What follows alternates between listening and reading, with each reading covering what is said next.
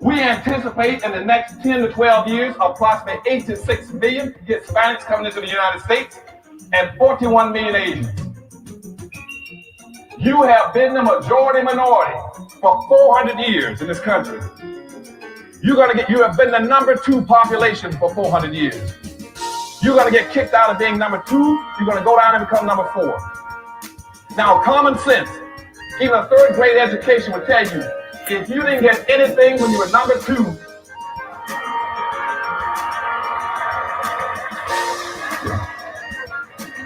you all jumped ahead of me, but anyway, you can guess what you're going to get when you become number 4. President Biden, do you support reparations? Well, I mean, since I haven't spoken on this chance, number one, the reason we're the country we are is because of immigration. We've been able to cherry pick the best from every single continent. The people who come here have determination, resilience. They are ready to stand up and work like the devil. We have 24 out of 100 children in our school today is Hispanic.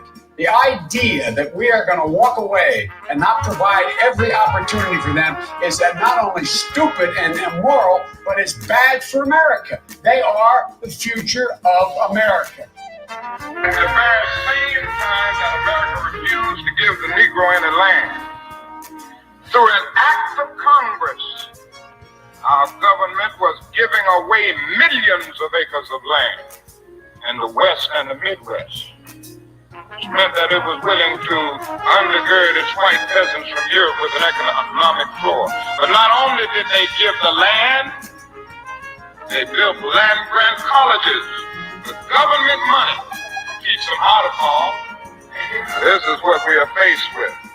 And this is the reality. Now, when we come to Washington, in this campaign, we are coming to get our check. We are owed $104 trillion on the very low end, plus $735 billion recurring.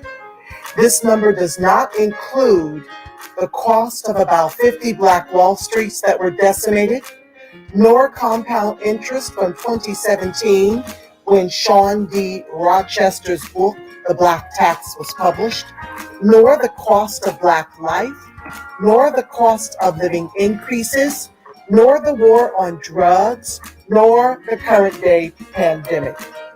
The number I'm working with is for slavery, Jim Crow, and accrued ongoing systemic racism, oppression, and disadvantage in the country our ancestors built with their lives.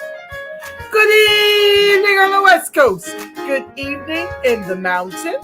Good evening in the central. Good evening on the East Coast. You know exactly who it is, family.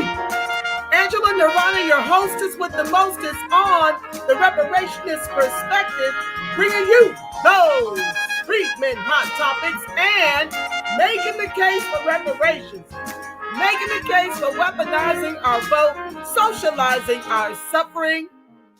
And today, family, we're going to talk about how freedmen are made bottom caste, just one of the many ways in which this government, in which this racist country has made freedmen bottom caste in the country our ancestors built with their lives. And more explicitly, we're going to be talking about heirs property. You've heard our soon-to-be Congressman of District 6, South Carolina, hi Lollipop, and I see you, fam, talk about heirs property in South Carolina. Lord, today, let me get my words together. You've heard him talk about it many times in many spaces, and I saw a video that just blew my mind because I finally understood how this works. In a nutshell, property that's been bequeathed to you has also been bequeathed to everyone in your line. And say, for example, you live in the South and the rest of your line is in the North, and they decide they want to sell their shares to these white supremacists who call them up to offer pennies on the dollar and say they've been neutralized economically, like we've been as a lineage by our government at every branch, right? Say that they're in a bind in the North. They can't make the $3,000 monthly rent on a studio apartment. Well, actually, I think that's what 2 bedrooms go for in Boston now. I think the studios in Boston go for around $1,200. The 1 bedrooms go for around $2,500. I think the 2 bedrooms go for around $3,500. I got to look it up. One of my comrades shared, and I shared in the Facebook, and I shared that. But it's unconscionable. So say you live in Boston and you've been bequeathed some property because the property was bequeathed by your heirs, from your ancestors to the heirs. It just stays in the family line, right? So the family that lives in the South is still living on that property. But the family in the North who don't even know the people in the South, that's how far removed, that's how they've been benefited by heirs' property, right?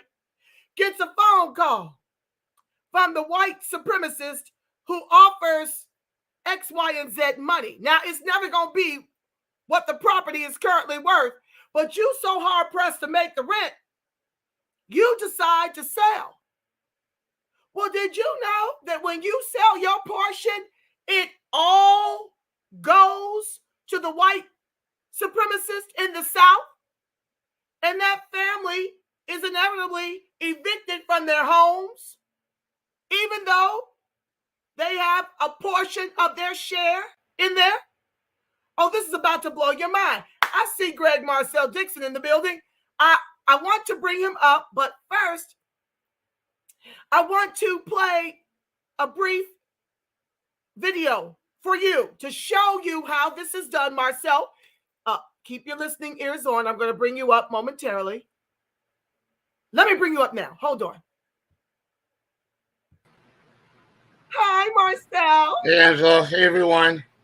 We're so glad to have you in here to talk about this important topic about heirs property. And I just want you to chill for a minute. I meant to start this 20 minutes ago to give us time to really look at how this works. Because we're all miffed, all over the country. We don't really understand what heirs property is and how it works against us, how it's a huge another way to rob us of the generational wealth. Right. So I needed you here to help me unpack that with my illustrious audience. I can't see you, Facebook. I can't see you, Twitter. Welcome one and all to the live. And if you want to engage in an exchange, because we got a hard stop in 1 hour, I've got a meeting to go to. So let me get to it. Let's just start. So observe, and Marcel, be ready to comment. Stand by. In fact, while that happened, I'm going to look for an article that gives some very important information about heirs property. Please do. Thank you.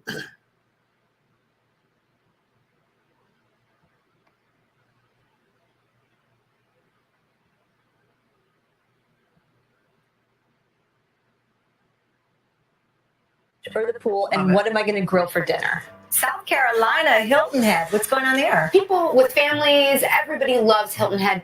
One of the best ways for an American family to create intergenerational wealth is to own some land. It's in high demand and they don't make it anymore. I'm standing on the beach of the beautiful island of Hilton Head, South Carolina, where after the Civil War, Black people owned most of this. But over the decades, the land was lost. And to this day, we got Black folks that are still fighting to keep their little piece of the American dream. By 1910, African Americans owned around 16 million acres of land, much of it acquired through purchases and homesteading. But after years of violence, intimidation, and legal trickery, most of it was taken. Texas A&M law professor Thomas Mitchell has been tracking that loss for 2 decades. Historically, if we're talking about African Americans, despite this incredible acquisition of land after the Civil War, most of that property was not considered prime real estate. For example, Hilton Head, South Carolina. Until 1950, Hilton Head was remote. There wasn't a bridge from the South Carolina mainland out to Hilton Head Island, and the island was owned by majority African Americans. Right. What does South Carolina do? They build a bridge.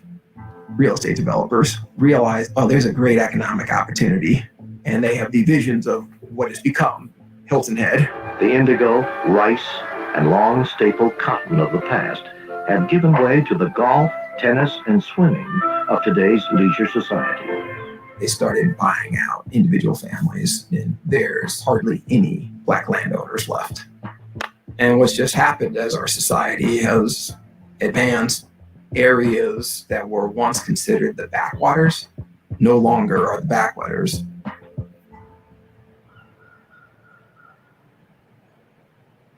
We're on a mission right now to get this tangerine. The vulnerability of Black land isn't limited to the coastlines. It's widespread throughout the United States, even in my hometown of Tallahassee. Sandra Thompson learned just how hard it can be to maintain possession of land that developers want to get their hands on. I remember growing up in Tallahassee. This was the sticks. I went to school with people that lived out here. It would be like, you live in the boonies, in the boondocks. It's actually now zoned urban fringe. Urban fringe. Urban fringe. People try to buy it. All the time. Sandra's family were sharecroppers on this land. Her grandparents bought it in 1946 using money their son made serving in the military. But their will didn't clearly identify a single person who would inherit and manage the property. When my grandmother passed away, it was left equally to her descendants. So that essentially created heirs property. Heirs property. On the most basic level, what is it? Heirs property is communal type property where your ancestors would have purchased the land, and once they passed away, it transfers to the next generation and then their descendants. It's fractional ownership, a property that could be owned by 200 people.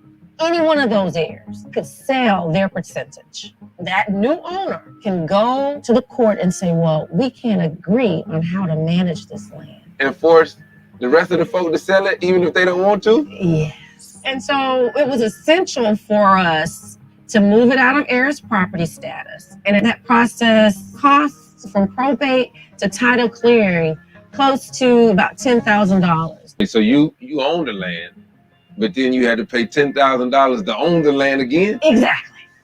Because of the cost. A lot of families don't clear title to their property. And so then it keeps them in a vulnerable economic risk position. African Americans disproportionately own heirs property that every lawyer who was knowledgeable about this ownership form would tell them, run away. Do not ever own it under this structure. And so you're having a population sitting in this very vulnerable way, and oftentimes in a way that they don't understand how the law operates, sometimes until a lawsuit is filed.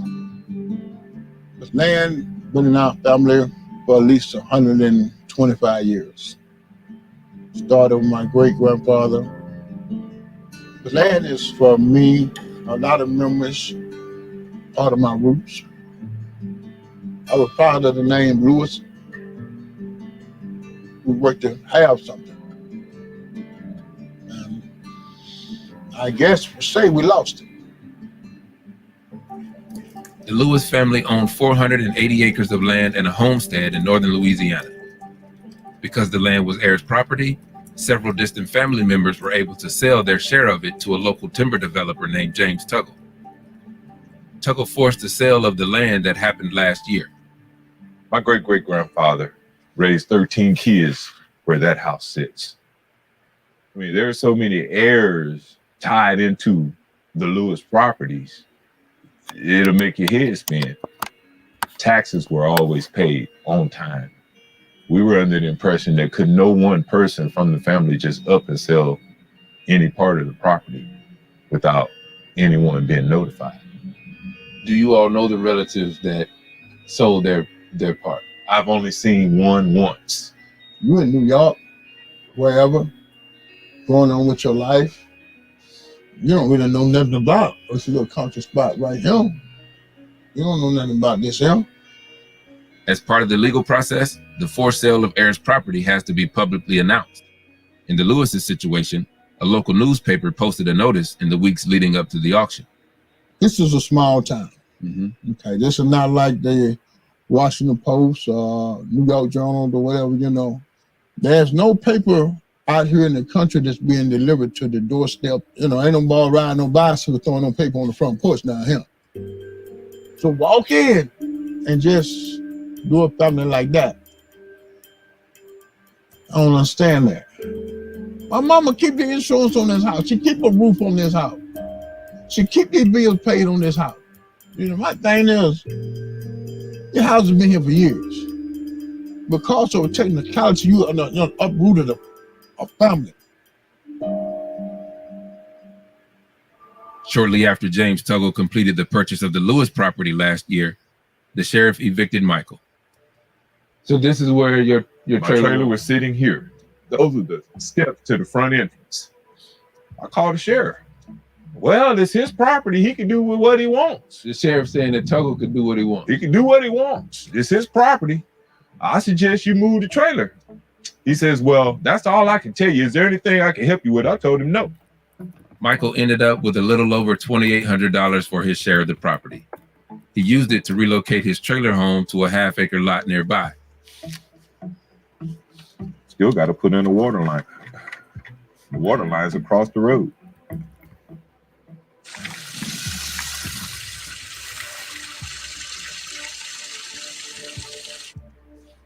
I could be angry to the point that I want to do something to somebody. I mean, you're talking about 125 years of family heritage. Michael invited us in to see the documents from the local district court that informed them their land was being targeted for sale. This is a petition that came to us via the sheriff's department. This is the very first document that we received. You're hereby cited to comply with the demand contained in the petition, which office is in the town of Homer and said parish state. You have There's a lot of 15 words days after thrown this. at somebody that really can't understand some of the lingo, so to speak. Mm-hmm. And we get up to the office to find out exactly what it is that they're trying to say. To make sense of these documents and get a better understanding of what happened to the Lewises, we visited the...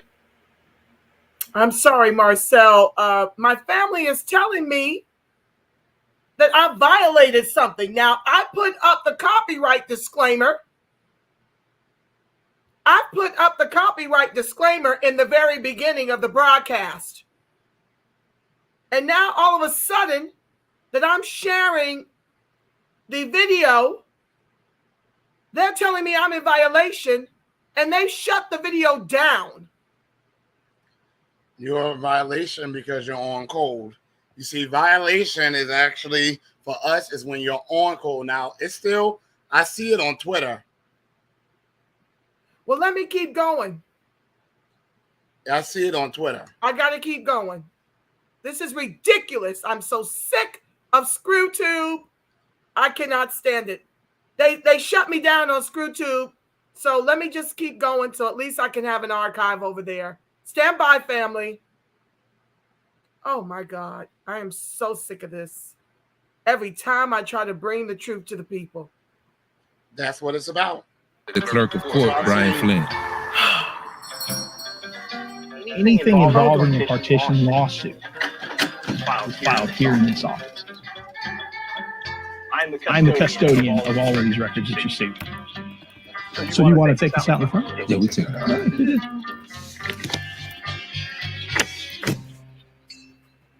When it comes to developers, what's the mechanism that they use to track down family members? Okay, they'll come into this office, and then generally you know the piece of property that you're looking for. You know, whether that is because it's got some timber on it or something of that nature. Then what you do is you can look at the tax assessor's office, and the tax assessor's office will give you just a visual plat, hand-drawn plat of how the property went from one person to the next person to the next person, and that's how they'll initially find out who owns the property. So what happened with the Lewises? The Lewises are a family that is spread out across the United States. So James Terry Tuggle buys into that property. Now, he didn't just buy a sliver of that property. He ended up buying somewhere in the neighborhood of 20%. Understood. Once he owns that, he can force the entire thing to be sold. And that's what he did. Which he did.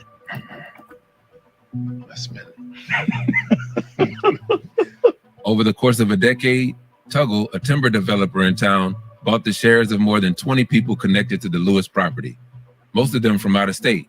He declined our request for an interview and didn't respond to our written questions. So the sale happens at the sheriff's office, where it is publicly open for bid, and it's sold for $555,000. And a bargain of a price, right? Well, I mean, I don't know, $550,000 for 500 acres. Oh, I've seen 17 acres of land sold for $1,800, and believe me, that, that's disturbing.